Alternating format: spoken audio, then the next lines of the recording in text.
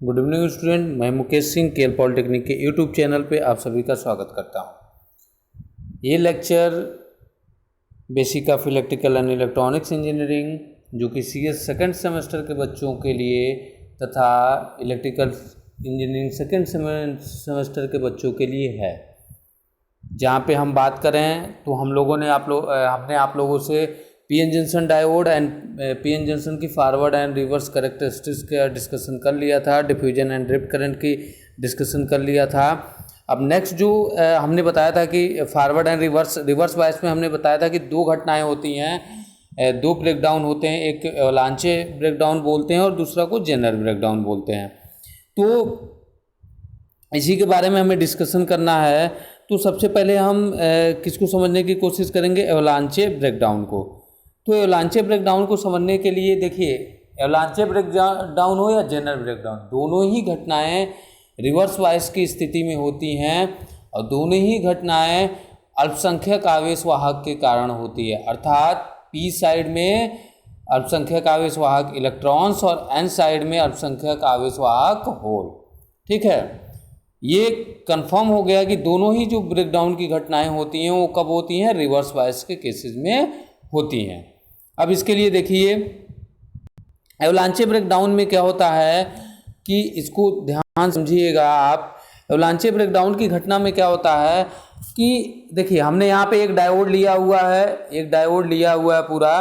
ठीक है, उस पर हमने क्या किया, एक तरफ पी और एक एन है।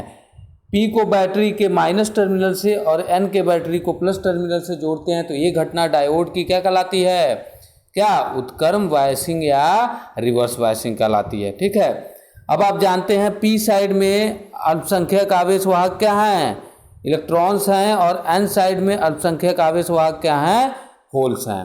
ठीक है, अब देखिए, एवलांचे ब्रेकडाउन ऐसे डायोडों में होती है जिसकी डोपिंग क्या हो, नॉर्मल हो। एवलांचे ब्रेकडाउन की घटना ऐसे डायोडों में होती है जिसकी डोपिंग क्या हो, नॉर्मल हो। जेनर ब्रेकडाउन की घटना ऐसे डायोडों में होती है जिनकी डोपिंग क्या होती है, हाई होती है।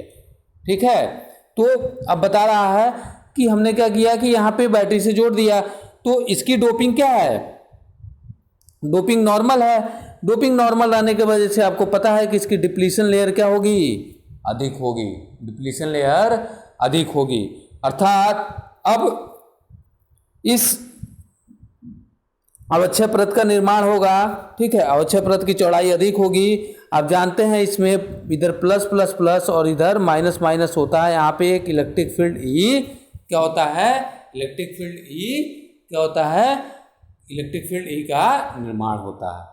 ठीक है, अब इलेक्ट्रिक फील्ड ई का निर्माण होता है और हम ये भी जानते हैं कि ई बराबर क्या है, ई बराबर वी अपान डी। अर्थात जैसे जैसे वी को बढ़ाएंगे वैसे वैसे ई की क्या होगी, ई क्या होगा बेटा, ई इलेक्ट्रिक फील्ड की स्ट्रेंथ बढ़ेगी, अर्थात स्ट्रॉन्ग इलेक्ट्रिक फील्ड क्रिएट होगा। अब इलेक्ट्रिक फील्ड ई बराबर क्या होता है, एफ अपान क्यू। अर्थात ये जो ई है इसके कारण एक बल लगेगा, क्या फोर्स लगेगा, किस पे, चार्ज पे, चार्ज कैरियर पे फोर्स लगेगा। अब होगा क्या, देखिए, तो अब इस टाइप इधर के इलेक्ट्रॉन्स और इधर के होल्स में क्या होता है, इस पे क्या लगेगा, एक फोर्स लगेगा जिसकी वजह से इसकी काइनेटिक एनर्जी बढ़ जाएगी, अर्थात बड़ी तेजी से गति करना शुरू करेगा।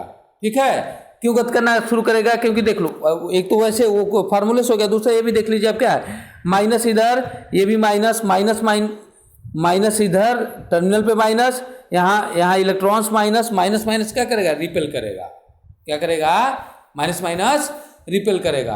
अब इस इलेक्ट्रिक फील्ड के कारण इन आवेशों पे और अधिक बल लगेगा, एक बल इधर से एक बल इधर से, इसका मतलब इसमें गति तेजी से होगी, गतिज ऊर्जा प्राप्त कर लेगी। अब आप जानते हैं, यहाँ देखिए हमने सिलिकॉन का एग्जाम्पल लिया है, यहाँ पे सिलिकॉन का एग्जाम्पल लिया है।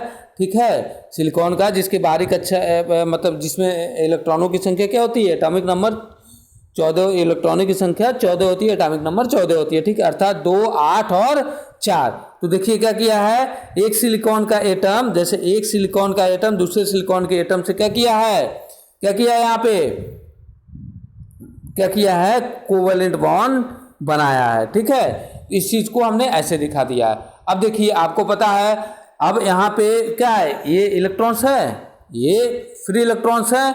अब इसकी गतिज ऊर्जा क्या हुई, बढ़ गई, किसके कारण, स्ट्रॉन्ग इलेक्ट्रिक फील्ड जनरेट हुआ, जिसके कारण क्या हुआ, इस इलेक्ट्रॉन्स की गतिज ऊर्जा बढ़ गई। अब ये इलेक्ट्रॉन जो डिप्लीशन लेयर में जो ये परमाणु है, ठीक है, सिलिकॉन के परमाणु है, उस पर क्या करेगा, फोर्स लगाएगा, बल से गुजरेगा, इधर से मतलब डिप्लीशन लेयर से होके गुजरेगा। तो जैसे ही ये गुजरेगा बेटा, ये इलेक्ट्रॉन से क्या, फ्री इलेक्ट्रॉन से जैसे ही गुजरेगा क्या करेगा, इस सहसंयोजी बंध वाले इलेक्ट्रॉन पे जाके टकराएगा। टकराया, एक इलेक्ट्रॉन्स टकराया तो क्या हुआ, अब यहाँ से इलेक्ट्रॉन्स, अब यहाँ से क्या हुआ, यहाँ से आके ये यहाँ टकराया, तो यहाँ से इलेक्ट्रॉन्स बाहर निकल गया। अब इस क्रिस्टल में क्या हुए, एक इलेक्ट्रॉन्स क्या हुआ बेटा, अब इस क्रिस्टल में एक इलेक्ट्रॉन्स पहले से था, एक इलेक्ट्रॉन्स पहले से फ्री था, ये टकराया, इसको फ्री कर दिया।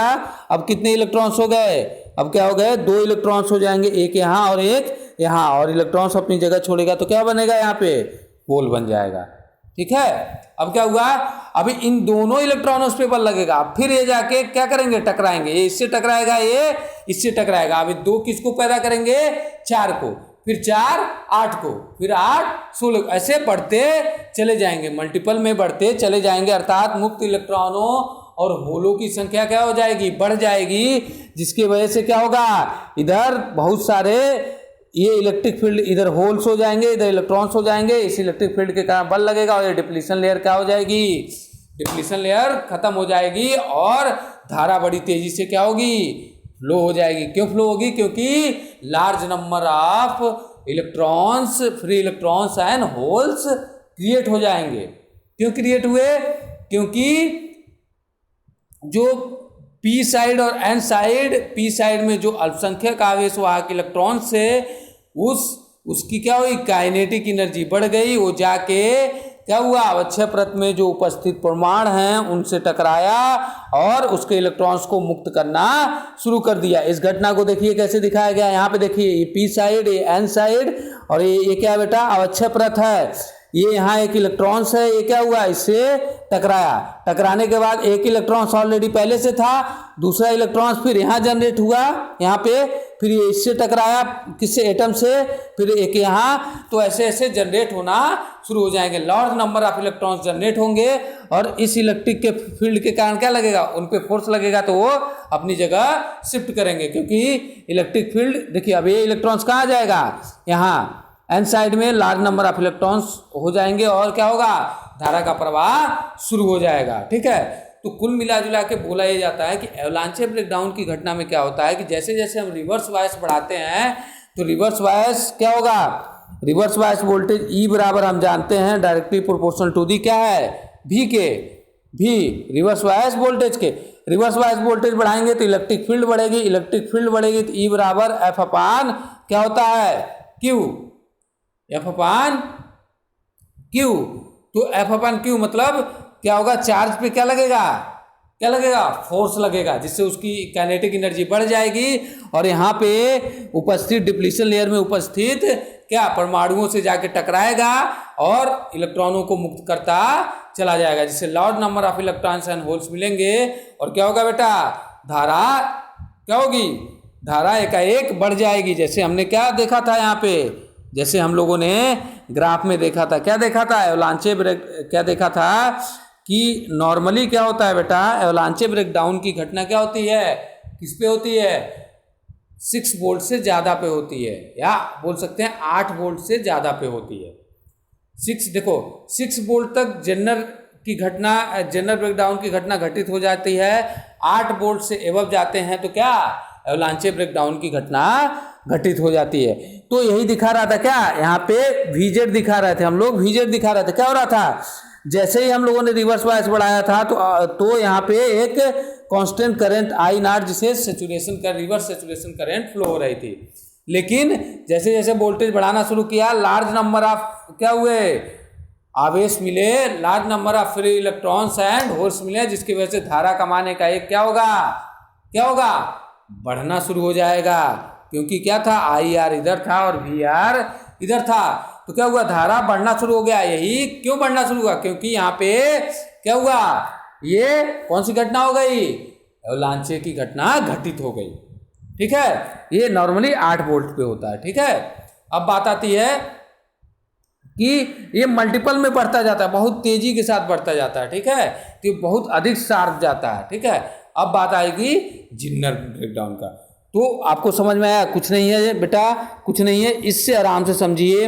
ये एक इलेक्ट्रॉन्स था, ठीक है, जैसे हमने रिवर्स बायस लगाया, क्या हुआ, इसकी काइनेटिक एनर्जी बढ़ी और ये गया इस अवक्षय परत में जो परमाणु उपस्थित हैं, आयंस उपस्थित है, उनसे जाके क्या हुआ, टकराया। ठीक है, परमाणुओं से टकराया, तो यहाँ से एक इलेक्ट्रॉन से टकरा के इसको बाहर कर देगा। अब ये 2 इलेक्ट्रॉन्स हो जाएंगे, यहाँ पे होल बचेगा। अब ये 2 इलेक्ट्रॉन्स फिर से टकराएंगे, 4 को करेंगे 4, 8 को करेगा 8, 10 को करेगा, ऐसे करते हुए बढ़ते चले जाएंगे। ठीक है, इसी घटना को हम लोगों ने शब्दों में लिखा है, थोड़ा देख लीजिए एक बार आप लोग। इसी घटना को हम लोगों ने शब्दों में लिखा है, थोड़ा देख लीजिए क्या बोला जा रहा है, क्या बोला जा रहा है बेटा। हम जानते हैं कि उत्क्रमण बायस में धारा का प्रवाह अल्पसंख्यक आवेश वाहकों के कारण होता है। पी साइड में क्या, पी साइड में होल, पी साइड में इलेक्ट्रॉन्स, एन साइड में होल। ठीक है, अब क्या बोल रहा है दूसरी लाइन में, यदि उत्क्रमण वोल्टेज को अधिक यदि उत्क्रमण वोल्टेज बहुत अधिक हो तो अल्पसंख्यक आवेश वाहकों की गतिज ऊर्जा क्या होती है, बढ़ जाती है। अर्थात क्या बोल रहा है, अर्थात अवक्षय क्षेत्र से गुजरने वाले इलेक्ट्रॉनों की गतिज ऊर्जा बहुत अधिक हो जाती है, और जब अधिक गतिज ऊर्जा वाले इलेक्ट्रॉन क्या, परमाणु क्या, क्रिस्टल परमाणु से टकराते हैं, तो क्या होता है, तो परमाणु का सहसंयोजी बंध टूट जाता है और इलेक्ट्रॉन मुक्त हो जाते हैं, जिनके फलस्वरूप इलेक्ट्रॉन और होल्स युग्म उत्पन्न होते हैं। इस प्रकार टकराने और उनके सहसंयोजी बंध के टूटने की प्रक्रिया से लगातार चलने से मुक्त इलेक्ट्रॉनों और होल की संख्या में काफ़ी वृद्धि हो जाती है, जिसकी वजह से रिवर्स धारा बड़ी तेजी से बढ़ना शुरू हो जाती है। डायोड में एवलांचे ब्रेकडाउन शुरू हो जाता है, और जिस वोल्टेज पर यह ब्रेकडाउन होता है उसे एवलांचे ब्रेकडाउन वोल्टेज कहते हैं, एवलांचे ब्रेकडाउन वोल्टेज कहते हैं। इस ब्रेकडाउन की घटना 8 वोल्ट से अधिक वोल्ट पे ही होता है। ठीक है, तेजी से बढ़ती इस धारा को बाह्य प्रतिरोध के माध्यम से रोका जाता है, अन्यथा क्या होगा, डायोड हमारा क्या हो जाएगा, बर्नआउट हो जाएगा, जल जाएगा। ठीक है, तो ये एवलांचे ब्रेकडाउन की घटना थी। अब देखिए बेटा, एवलांचे ब्रेकडाउन की घटना हमने आपको वहां से समझा दिया। अब जेनर ब्रेकडाउन की घटना देख लीजिए। जेनर ब्रेकडाउन में क्या होता है, कुछ नहीं होता है, सेम कॉन्सेप्ट, थोड़ा सा बस क्या होता है, ये एक स्पेशल पर्पस डायोड हो जाता है। स्पेशल पर्पस डायोड मतलब इसकी डोपिंग हाई हो जाती है, और हमने बताया था आपसे जब डोपिंग बढ़ेगी तो डिप्लीशन लेयर क्या होगा बेटा, डिप्लीशन लेयर की चौड़ाई क्या होती है, पतली होती है। अब देखो क्या हुआ, यहाँ पे डिप्लीशन लेयर की चौड़ाई पतली हो गई। हम जानते हैं कि अवक्षय परत में क्या होता है, एक इलेक्ट्रिक फील्ड, इधर प्लस प्लस प्लस, इधर माइनस माइनस माइनस, एक क्या है पी साइड और ए एन साइड, एक इलेक्ट्रिक फील्ड ई का निर्माण होता है। और ई बराबर फार्मूला क्या लिखा हम लोगों ने, V अपान डी। अर्थात जैसे जैसे रिवर्स बायस वोल्टेज बढ़ाएंगे वैसे वैसे क्या होगा, देखो रिवर्स बायस वोल्टेज बढ़ाएंगे, डोपिंग बहुत ज्यादा है, डोपिंग ज्यादा होने की वजह से क्या है, देखो पहली बात 2 घटनाएं हो रही हैं यहाँ पे, डोपिंग बहुत ज्यादा है, डोपिंग ज्यादा है तो ये स्मॉल डी किसको डिनोट कर रहा है, अवक्षय परत की चौड़ाई को। डोपिंग जब ज्यादा होगा तो अवक्षय परत की चौड़ाई कम होगी, अवक्षय परत की चौड़ाई कम होगी तो इलेक्ट्रिक फील्ड क्या होगा, बढ़ेगा कि नहीं बढ़ेगा, क्योंकि E is inversely proportional to the 1 upon D.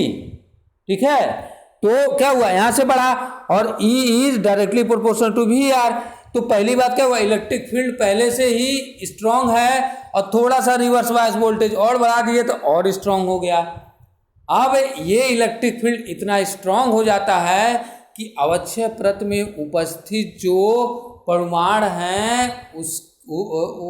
हैं जो सहसंयोजी बंध बनाए हैं उन पे इतना स्ट्रॉन्ग बल लगता है, इतना अधिक बल लगता है कि उससे इलेक्ट्रॉन्स बाहर आना शुरू हो जाते हैं, जिससे इस घटना में भी क्या होता है, मुक्त इलेक्ट्रॉन और होल्स की संख्या बढ़ जाती है, जिसकी वजह से क्या होता है, हमारा धारा बड़ी तेजी से फ्लो होने लगता है। इस घटना को क्या बोलते हैं, जेनर ब्रेकडाउन। जिस वोल्टेज पे यह घटना होती है उसे जेनर ब्रेकडाउन वोल्टेज बोलते हैं, और इसी घटना को क्या बोलते हैं, जेनर ब्रेकडाउन बोलते हैं। देखिए कहाँ पे, यहाँ पे देखिए बेटा, यहाँ पे देखिए जेनर ब्रेकडाउन घटना को भी पढ़ लीजिए, क्या क्या लिखा है, थ्योरेटिकली देख लीजिए क्या लिखा है कि यह ब्रेकडाउन ऐसे डायोडों में होता है जिनके पी और एन क्षेत्र की डोपिंग उच्च होती है। ठीक है, डोपिंग उच्च होने के कारण अवक्षय परत की चौड़ाई बहुत कम होगी। ठीक है, जिसके फलस्वरूप क्या होगा, अवक्षय परत की चौड़ाई पहले से ही कम हो रही है, तो इलेक्ट्रिक फील्ड बढ़ ही रहा है, जिसके कारण उच्च वैद्युत क्षेत्र उत्पन्न होता है। ठीक है, और जैसे ही पहले ही ई बढ़ गया है, पहले ही तो थोड़ा सा और भी बढ़ा दिए तो क्या हुआ, और बढ़ गई और ज्यादा स्ट्रांग हो गई। तो ई बराबर एफ अपान क्यू, जिसकी वजह से एक बल लगाएगा, किस पे बल लगाएगा, जो अवक्षय परत में परमाणु उपस्थित हैं उनके सहसंयोजी बंध पे बल लगाएगा, और क्या होगा, इस बल के कारण ये क्या हो जाएंगे, बॉन्ड टूटेंगे और इलेक्ट्रॉन्स बाहर हो जाएंगे। ठीक है, तो वही बोल रहा है कि उच्च वैद्युत क्षेत्र होने के कारण अवक्षय परत परमाणुओं के सहसंयोजी इलेक्ट्रॉन पे अत्यधिक बल लगता है, जिसके कारण सहसंयोजी बंध टूटते हैं और भारी संख्या में इलेक्ट्रॉन होल युग्म उत्पन्न होते हैं। फलस्वरूप उत्पन्न धारा के मान में तेजी से बढ़ोतरी होती है। जेनर ब्रेकडाउन की घटना लगभग कितने वोल्ट पे घटित हो जाती है, 6 वोल्ट पे घटित हो जाती है। तो मैं उम्मीद करूंगा कि आप लोगों को एवलांचे ब्रेकडाउन और जेनर ब्रेकडाउन समझ में आ गया होगा। बहुत ही सिंपल था, आपको बहुत ही सिंपल भाषा में समझाया है हमने। देखिए, दोनों ही ब्रेकडाउन की घटना कब डायोड के रिवर्स बायस की स्थिति में होती है, ये कंफर्म हो गया। पहली चीज, एवलांचे ब्रेकडाउन की घटना ऐसे डायोडों में होती है जिसकी डोपिंग नॉर्मल होती है, और जेनर ब्रेकडाउन की घटना ऐसे डायोडों में होती है जिसकी डोपिंग उच्च होती है। ठीक है, एवलांचे ब्रेकडाउन की घटना कब घटित होती है बेटा, एवलांचे ब्रेकडाउन की घटना लगभग 6 वोल्ट पे घटित हो जाती है, और एवलांचे ब्रेकडाउन की घटना 8 वोल्ट से अधिक वोल्टेज पे घटित होती है, और जेनर ब्रेकडाउन की घटना लगभग 6 वोल्ट पे घटित हो जाती है। ठीक है, तो इसका एक उपयोग करके, जैसे इसी का जेनर ब्रेकडाउन के कॉन्सेप्ट का उपयोग करके जेनर डायोड बनाया गया, जो एज ए वोल्टेज रेगुलेटर की तरह कार्य करता है। आगे आपको वो भी पढ़ना है, वो भी पढ़ा देंगे। अब देखिए बेटा, कुछ चीज़ें और टर्मोलॉजी बची हैं जिससे आज आपका ये चैप्टर खत्म हो जाए। कौन कौन सी टर्मोलॉजी बची, हमने बोला था आपसे कि फॉरवर्ड बायस की स्थिति में एक घटना घटित होती है जिसे थर्मल रनअवे बोला गया है। क्या बोला गया है, आपका हेडिंग क्या है, थर्मल रनअवे। तो पहली बात आप लोग देख लीजिए, स्क्रीनशॉट ले लीजिए, एवलांचे ब्रेकडाउन की घटना को अच्छे से लिख लीजिएगा। वो डायग्राम नहीं बनाना है जी, वो डायग्राम बनाना नहीं, वो तो हमने आपको समझाया था समझाने के लिए। तो इसका अच्छे से आप स्क्रीनशॉट ले लीजिए, पूरा क्या करेंगे, आप नोट डाउन कर लेंगे। ठीक है, फिर आप आएंगे जेनर ब्रेकडाउन की घटना को भी पूरा आप नोट डाउन करेंगे। ठीक है, 2 का नोट्स बना लिए। तीसरी हेडिंग क्या है, थर्मल रनअवे। अब क्या है, थर्मल रनअवे किसे कहते हैं, तो देखो बेटा, थर्मल रनअवे होता क्या है एक्चुअल में, कि इसको आप ही ऑटोमेटिक समझ में आएगा, बाकी अभी डायग्राम बना के समझा देते हैं। ठीक है, क्या बोल रहा है, फॉरवर्ड बायस वोल्टेज में सूक्ष्म वृद्धि करते हैं तो धारा अत्यधिक बढ़ती है। कि जब डायोड की फॉरवर्ड बायस की स्थिति होती है तो उस स्थिति में अगर सूक्ष्म वोल्टेज में वृद्धि मतलब बहुत ही अल्प मात्रा में वोल्टेज में वृद्धि करते हैं तो धारा अत्यधिक बढ़ता है। यदि फॉरवर्ड बायस वोल्टेज में नियंत्रण वृद्धि करते जाएं तो एक ऐसी स्थिति आएगी जब संधि का पोटेंशियल बैरियर मतलब क्या, जो उस पर विभव है वो क्या हो जाएगा, शून्य हो जाएगा। पोटेंशियल बैरियर मतलब क्या, जो अवरोध विभव कितना था सिलिकॉन के लिए 0.7 वोल्ट और जर्मेनियम के लिए 0.3 वोल्ट, क्या हो जाएगा, शून्य हो जाएगा। इस स्थिति में धारा अत्यधिक धारा के मान में असीमित वृद्धि होगी, जिसके कारण क्या होगा, काफी शक्ति का हानि होगा और संधि नष्ट हो जाएगी। संधि का इस प्रकार नष्ट होना क्या कहलाता है? थर्मल रनअवे कहलाता है। ठीक है, थर्मल रनअवे के नियंत्रण हेतु बाह्य प्रतिरोध का उपयोग करते हैं और ये घटना अमूमन आने नहीं दी जाती है। ठीक है, अब इसको ग्राफ में समझाया क्या, ऐसे ऐसे बढ़ते बढ़ते गया, अचानक से क्या हुआ, अचानक से एक बार ऐसे हो जाएगा तो यहाँ से ब्रेक डाउन हो जाएगा। ठीक है, क्या हो जाएगा? ब्रेक डाउन हो जाएगा। तो अब इसको कैसे समझेंगे? देखिए, ये बोल शब्दों में डायग्राम के माध्यम से कैसे हम समझने की कोशिश कर रहे हैं। देखिए, डिप्लीशन लेयर फॉरवर्ड बायस में ऑलरेडी क्या होती है, क्या होती है बेटा? डिप्लीशन लेयर फॉरवर्ड बायस की स्थिति में क्या होती है? पतली होती है। इधर होल हो गया, इधर इलेक्ट्रॉन्स हो गए। ठीक है, इसको बैटरी के किस टर्मिनल से? प्लस टर्मिनल से, उसको बैटरी के माइनस टर्मिनल से जोड़ दिया तो यहाँ फॉरवर्ड बायस वोल्टेज लगाया। प्लस प्लस प्लस प्लस को क्या करेगा? रिपेल करेगा, माइनस माइनस को रिपेल करेगा। बोल रहा है कि जब फॉरवर्ड बायस वोल्टेज को बढ़ाते चले जाएंगे तो जब इस पर और प्रेशर बढ़ेगा और प्रेशर बनेगा, इतना प्रेशर बन जाएगा कि अक्षय प्रत क्या होगी, जो अवरोध विभव है वही खत्म हो जाएगा और अक्षय प्रत क्या हो जाएगा? डिप्लीशन लेयर ही समाप्त हो। अगर डिप्लीशन लेयर समाप्त हुआ तो क्या हुआ बेटा?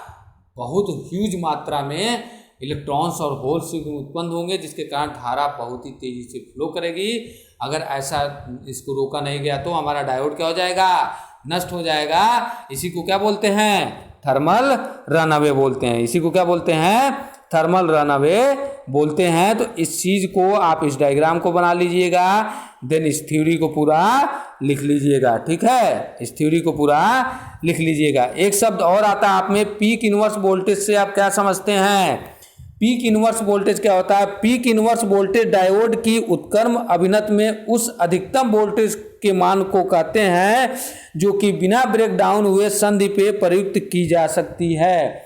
दोनों ब्रेकडाउन की घटना होने से पहले तक जितना मैक्सिमम वोल्टेज डायोड सहन कर सकता है उसी को क्या बोलते हैं? क्या बोलते हैं? पीक इनवर्स वोल्टेज बोलते हैं। पीक इनवर्स पीआई भी बोलते हैं, इंग्लिश में पीआई भी पीक इनवर्स वोल्टेज बोलते हैं। तो बोल रहा है कि पीक इनवर्स वोल्टेज डायोड के रिवर्स बायस में उस अधिकतम वोल्टेज का मान है जो बिना ब्रेकडाउन हुए संधि पे प्रयुक्त की जा सकती है। उस संधि पे प्रयुक्त की जा सकती है, उस मैक्सिमम वोल्टेज की बात कर रहा है। ठीक है, तो ये चैप्टर आपका आज समाप्त हो गया। ठीक है, PN junction semiconductor physics and PN junction diode. एक टॉपिक इसमें बचेगा जेनर डायोड, जिसे मैं आपको बाद में पढ़ाऊंगा। मैं ऑलरेडी पढ़ा भी चुका हूँ। अगर जिन्नर ब्रेकडाउन जिन्नर डायोड पढ़ना है तो आप इलेक्ट्रिकल वालों के लेक्चर में एनालॉग इलेक्ट्रॉनिक्स के सब्जेक्ट में जो वीडियो हम डाल रहे हैं उसमें चले जाइएगा। और स्पेशल पर्पस डायोड क्या है, स्पेशल पर्पस डायोड करके हमने वीडियो डाला हुआ है, चैप्टर का नाम लिखा हुआ है स्पेशल पर्पस डायोड। वहाँ चले जाएंगे तो जेनर डायोड क्या है आपको समझ में आ जाएगा। वहाँ हमने ऑलरेडी पढ़ा चुके हैं, इसीलिए उसको बाद में पढ़ाएंगे। वहाँ से आप वो वीडियो देख लीजिएगा। ठीक है, तो ये रहा एवलांचे ब्रेकडाउन, जेनर ब्रेकडाउन की घटना, थर्मल रनअवे की घटना और पीक इनवर्स वोल्टेज की घटना। अब हम बात करेंगे किस चीज़ पे? अब आपका नया चैप्टर शुरू हो रहा है क्या? ट्रांजिस्टर। नया चैप्टर शुरू हो रहा है क्या? Transistor. What do you mean by ये ट्रांजिस्टर से आप क्या समझते हैं? देखिए बेटा, पहली बात, ट्रांजिस्टर एक बाइपोलर डिवाइसेज होती है। बाइपोलर डिवाइस मतलब इसमें धारा का निर्माण अल्पसंख्यक आवेशवाहक और बहुसंख्यक आवेशवाहक दोनों के कारण होता है। तो देखिए, पहले ही बोला है ट्रांजिस्टर एक पढ़ते जाइए, अभी आपको सारी चीज़ें समझ में आती जाएंगी। ट्रांजिस्टर क्या होती है? देखिए, 3 टर्मिनल डिवाइसेज 3 लेयर, कितने 3 layer and 3 terminal devices and 2 junction devices होती हैं। इसमें 3 सिरे होते हैं, एक सिरा, 2 सिरा, 3 सिरा, जिसे क्या बोलते हैं? पहले वाले को इमीटर, दूसरे वाले को बेस, तीसरे वाले को collector. 3 layer, 1 layer, 2 layer, 3 layer. ठीक है, 2 जंक्शन, कौन सा जंक्शन? यहाँ पे J1 एक N और P के मध्य बनेगा और एक P और N के मध्य बनेगा, J1 एंड J2। 2 जंक्शन बन रहा है, एक नहीं बन रहा है, एक यहाँ पे और एक यहाँ पे, 2 जंक्शन बन रहा है। तो इसका मतलब क्या हुआ? 3 terminal devices, 3 layer devices and 2 junction devices. क्या है कि ट्रांजिस्टर क्या है, 3 सिरों वाली, 3 परत वाली तथा 2 संधि वाली क्या है, युक्ति होती है। इसे बाइपोलर, ये एक बाइपोलर डिवाइस होता है। बाइपोलर क्यों कहते हैं इसको, क्योंकि इसमें धारा का निर्माण अल्पसंख्यक आवेशवाहक और बहुसंख्यक आवेशवाहक दोनों के कारण होता है। वो कैसे होता है अभी आगे हम पढ़ेंगे, आगे हम वो सारी चीजें देखेंगे। ठीक है, तो पहले परिभाषा देखिए। ट्रांजिस्टर एक अर्धचालक युक्ति है जिसे मुख्यतः प्रवर्धक के रूप में प्रयोग किया जाता है। क्योंकि आपके सिलेबस में क्या है, ट्रांजिस्टर को एज ए एम्पलीफायर हम लोग पढ़ते हैं, इसीलिए मुख्यतः इसी तरह का डेफिनेशन दिया गया है। बाकी ट्रांजिस्टर को कई और उपयोगों में लाया जाता है, जैसे इसके अन्य उपयोग क्या हैं, switch, regulator, signal modulator, oscillator आदि के रूप में भी इसका उपयोग किया जाता है। लेकिन बेसिकली हम आपके सिलेबस में सिर्फ किस तरह से उपयोग इसका दिखाया गया है, किस तरीके से एज ए एम्पलीफायर, प्रवर्धक के तौर पे। अब प्रवर्धक क्या होता है वो आगे पढ़ेंगे। ठीक है, तो अब ठीक है, अब क्या बोल रहा है कि ये हो गया, ट्रांजिस्टर की हेडिंग डाल के लिख लेंगे बाइपोलर जंक्शन ट्रांजिस्टर। दूसरी हेडिंग क्या है, बाइपोलर जंक्शन ट्रांजिस्टर। तो क्या बोल रहा है, बाइपोलर जंक्शन का अर्थ होता है, क्या अर्थ होता है, यह कि इसमें अल्पसंख्यक एवं बहुसंख्यक आवेशवाहक दोनों के कारण चालन होता है, अर्थात धारा का निर्माण होता है। ठीक है, इसको अगर देखा जाए तो ट्रांजिस्टर 2 तरह की होती हैं। ट्रांजिस्टर 2 तरह के होते हैं। एक को बोलते हैं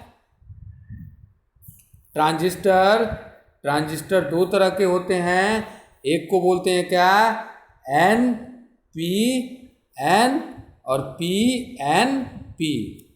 एक को एनपीएन बोला जाता है, दूसरे को पीएनपी बोला जाता है। ठीक है, तो ट्रांजिस्टर में 3 टर्मिनल मैंने पहले ही बता दिया था। इमीटर को कैपिटल ई से डिनोट करते हैं। ठीक है, जिसे उत्सर्जक बोला जाता है। कलेक्टर, ठीक है, कलेक्टर को सी से डिनोट करते हैं, कैपिटल सी से। ठीक है, और बेस को कैपिटल बी से डिनोट करते हैं। ये किसको लिया है, एनपीएन को लिया है। ठीक है, अब देखिए, अब क्या देखेंगे, ये एनपीएन था। ठीक है, ये एनपीएन का एक क्या है, लेयर स्ट्रक्चर है जिसमें आपको दिखाया गया है। अब इसी का सिंबॉलिक रिप्रेजेंटेशन देखिए कैसे करेंगे। सिंबॉलिक रिप्रेजेंटेशन कैसे करते हैं, यहाँ पे देख लीजिए आप, यहाँ आपको दिखाया गया है, यहाँ आपको दिखाया गया। अब इसी को हम समझा देते हैं कैसे करते हैं, इसका मतलब संकेत क्या है, कैसे बनाएंगे। देखो, कुछ नहीं करना है बेटा, हमें आराम से गोला खींचिए, ये हो गया। ठीक है, क्या होता है इसमें, देखो इसमें 3 टर्मिनल, कलेक्टर सबसे ऊपर होता है और ये क्या होता है, आउटपुट टर्मिनल होता है। ठीक है, आउटपुट टर्मिनल होता है। और ई क्या होता है, इनपुट टर्मिनल होता है। और बेस कॉमन होता है। ठीक है, यहाँ पे बेस क्या है, कॉमन लिया है। बेस को क्या लिया है, कॉमन किसी को भी कर सकते हैं। तो यहाँ हमें बहुत ज़्यादा जाने की जरूरत नहीं है, हम सिंपल सा ये समझेंगे कि हमने बना लिया है एनपीएन बना लिया। तो एन किससे, इमीटर से।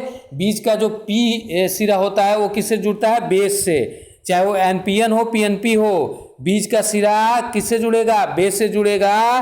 और तीसरा जो सेकंड एन है वो कलेक्टर से जुड़ जाएगा। ठीक है, तो अब क्या करेंगे, देखो हमने देख लिया बेस को किससे डिनोट करेंगे, बेस को किससे, यहाँ देखिए बेस को किससे डिनोट किया है, पी से।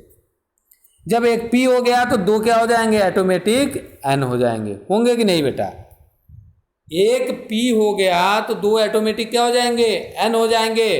अब देखिए इस सिंबल में एक चीज देखिएगा, आपको क्या किया गया है, एर्रो का निशान दिखाया गया, तीर बनाया गया। तीर कहाँ से बनाया गया है, पी से एन की तरफ यहाँ पे तीर बनाया गया है। तो हमेशा कहाँ से तीर लगाएंगे, एक ट्रिक बताते हैं, कभी आप भूलेंगे नहीं, कभी कंफ्यूज नहीं होंगे।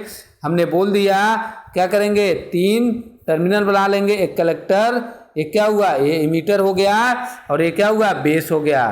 ठीक है, बेस किससे जुड़ा रहता है, पी वाले भाग से, जो अकेला भाग होता है। जैसे एन पी एन में अकेला भाग क्या है, पी, तो पी से इसे जोड़ दो। अब ये एन हो गया, ये भी एन हो गया। तो धारा ये सोचिए एरो कैसे लगाएंगे या धारा कैसे लगाएंगे, ये ट्रिक है, ये कॉन्सेप्ट वो मतलब कोई लॉजिक नहीं है इसका, ट्रिक है। पॉजिटिव टू निगेटिव एरो हमेशा कब लगाएंगे, कैसे लगाएंगे, पॉजिटिव निगेटिव, पी मतलब पॉजिटिव, एन मतलब निगेटिव, ठीक है। और किस सिरे पे लगाएंगे, अब देखो पॉजिटिव टू निगेटिव तो इधर भी है ना, पॉजिटिव टू निगेटिव इधर भी है, लेकिन तीर हमेशा किस टर्मिनल पे लगता है, इमीटर टर्मिनल पे। किस पे लगता है, इमीटर टर्मिनल पे। इसका मतलब हमें पॉजिटिव टू निगेटिव लगाना है, लेकिन किस टर्मिनल पे, इमीटर टर्मिनल पे। किस टर्मिनल पे, इमीटर टर्मिनल पे। किस टर्मिनल पे, इमीटर टर्मिनल पे लगाना है, ठीक है, इमीटर टर्मिनल पे लगाना है। तो क्या हो गया, पी और एन और एन। एरो हमेशा बाहर की तरफ लगाएंगे, पॉजिटिव टू निगेटिव की तरफ लगाएंगे, और हमेशा किस टर्मिनल पे लगाएंगे, किस सिरे पे, इमीटर के सिरे पे, ठीक है। इमीटर को उत्सर्जक बोलते हैं हिंदी में। तो पॉजिटिव टू निगेटिव। अब देखो बेटा, अब यही चीज देख लीजिए, क्या एनपीएन ट्रांजिस्टर में, सॉरी एनपीएन हो गया पीएनपी ट्रांजिस्टर में। अब पीएनपी ट्रांजिस्टर में क्या हो गया भैया, कुछ नहीं, क्या पी एन पी, अर्थात जो एक बचा अकेला है वो क्या होगा, बेस से कनेक्ट होगा। कौन सा, पी एन, एन अकेला है ना, दो पी है और एक एन है, तो एन बेस से क्या होगा, क्या होगा, कनेक्ट होगा, ठीक है। और ये इमीटर हो गया और ये कलेक्टर हो गया।